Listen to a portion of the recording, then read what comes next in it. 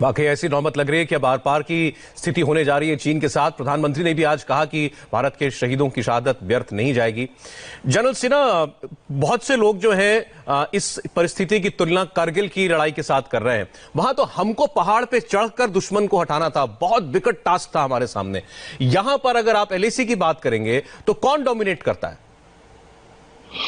देखिए, 80% इलाके में जो हमारा 3500 किलोमीटर का इलाका है, 80 हम डोमिनेट करते हैं। टेरेन आपके फेवर में है, जमीनी हालात आपके फेवर में है, चाहे वो आर्मी हो चाहे एयरफोर्स हो, हम लोग दोनों में डोमिनेट करते हैं हर एक जगह पर। मगर यदि आप परिस्थिति को ऐसा बनने देंगे कि चाइनीज आपके हाइट को पकड़ ले, तब आपके परिस्थिति बदल जाएगी। देखिए, आज समय बीत गया है, 1 महीने से ज्यादा का समय हो गया है।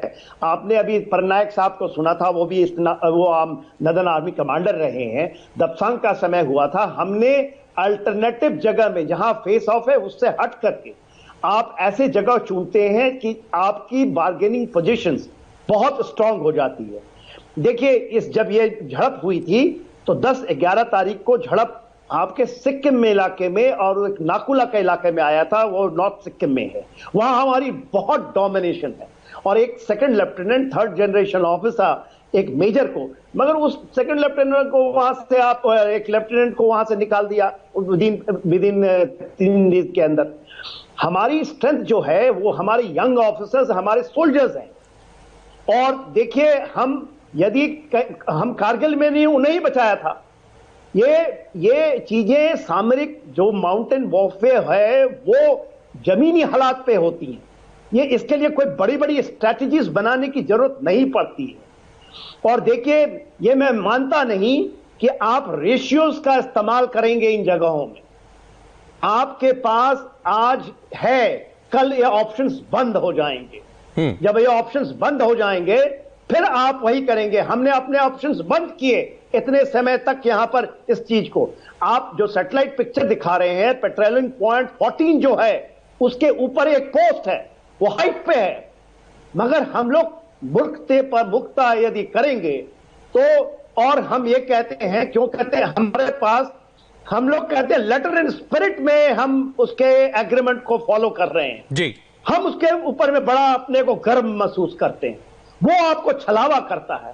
अरे फौज छलावे का, सरप्राइज का भी एलिमेंट है उसमें। मैं आपको शिवाजी का जिक्र दिला रहा था, वो बगरखे से छाती चीरा आते थे, मगर आप अपने हथियार को बेस में छोड़ के जाएंगे और चाइनीज आपको स्टील के रॉड से मारेगा। ये तो young officers on the day जो पीछे से आकर के आपको एक फेस सेविंग है। सर, ये ऐसा है कि देखिए, आप बेहतर जानते हैं, लेकिन ये भी बात सही है कि ये 5 दशक बाद हुआ है ऐसा। ये 5 दशक के बाद हुआ है ऐसा। सौरभ कालिया को भी ऐसे हम लोगों ने पेट्रोलिंग में भेज दिया और क्या उसका हर्ष हुआ था, आपको पता है। ये चीजें नहीं होनी चाहिए और हम बार बार करते हैं, हम उनके छलावे में फंसते हैं। अच्छा, ये बात अभी जनरल सिवाज भी कह रहे थे कि उसका चरित्र है, चीन का चरित्र है धोखेबाजी का, और शायद हम उसके धोखे के अंदर आ गए। सर, इस वक्त वहां पर क्या परिस्थिति होगी, अगर आप इमेजिन कर सकें कि इस वक्त एलएसी पर जहां पर ये संघर्ष हुआ है, वहां पर हमारी क्या तैयारी होगी? हमारी तैयारी 100%। मेरा सवाल सर जनरल सिवाज से है।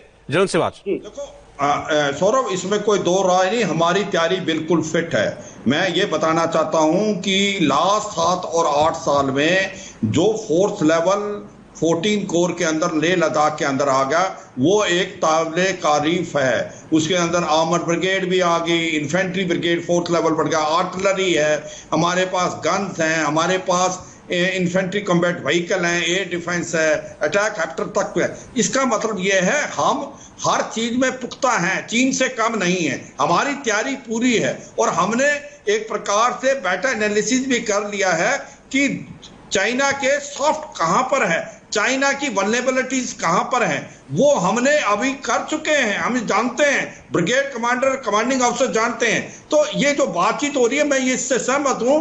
अगर चीन की कोई बैटल जो वल्नरेबिलिटीज हैं, जो उनकी रेड लाइंस हैं, जो उनके अंदर खामियां हैं, आप उसको एक्सप्लॉइट करो आपको लड़ाई लड़नी है चीन से, जो इंफॉर्मेशन वॉरफेयर भी लड़ेगा, प्रोपेगेंडा भी करेगा और आपके ऊपर लड़ाई भी थोकेगा। तो आपको हर चीज को सोच समझ के चलना है। मुझे पूरा विश्वास है जब आपके इरादे मजबूत हैं लद्दाख के अंदर, चाहे वो देप्सांग था या च्यूमर था, आखिर में चीन को वापस जाना। लेकिन सर, इस वक्त चाहे फ्लैश पॉइंट लद्दाख बना हुआ हो जनरल जसवाल, लेकिन हमारी लगभग 3,500 किलोमीटर लंबी उनके साथ सीमा है, तो थिएटर तो बहुत बड़ा है।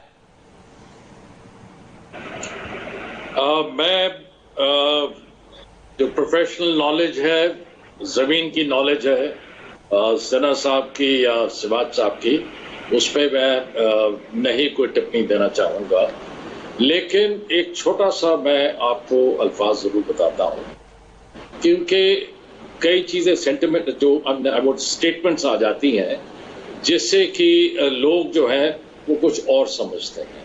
एक चीज है ट्रूथ टू ग्राउंड डेंसिटी। अगर आप देखें,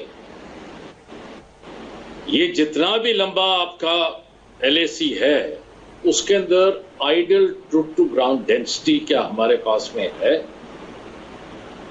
अगर नहीं है तो हम जो है इस वक्त हमारी कूटनीति थोड़ी अलग होगी। इसीलिए जो नेशनल एजेंडा है हमारा, strategic agenda against China is war prevention. तो हमको वो जरा देख के चलना पड़ेगा, क्योंकि हमारे कमियां कुछ हैं, ऐसी कोई बात नहीं है। जहां तक कि QPQ का सवाल है, वो मैं आपको बता चुका हूं। हम कुछ हाइट्स हैं, हम नहीं करना चाहता, वो जो हम ऑक्युपाई कर सकते हैं। वो कह रहे रेश के लिए, लेकिन मैं as an ex army commander मैं रेशोज की जरूर बात करूंगा जी। रेशोज जो है, जहां टेरेन फ्रिक्शन होती है वहां पे रेशोज की जरूरत होती है। जब बिल्डअप हो जाता है उस वक्त फिर रेशोज की जरूरत होती है इविक्ट करने के लिए।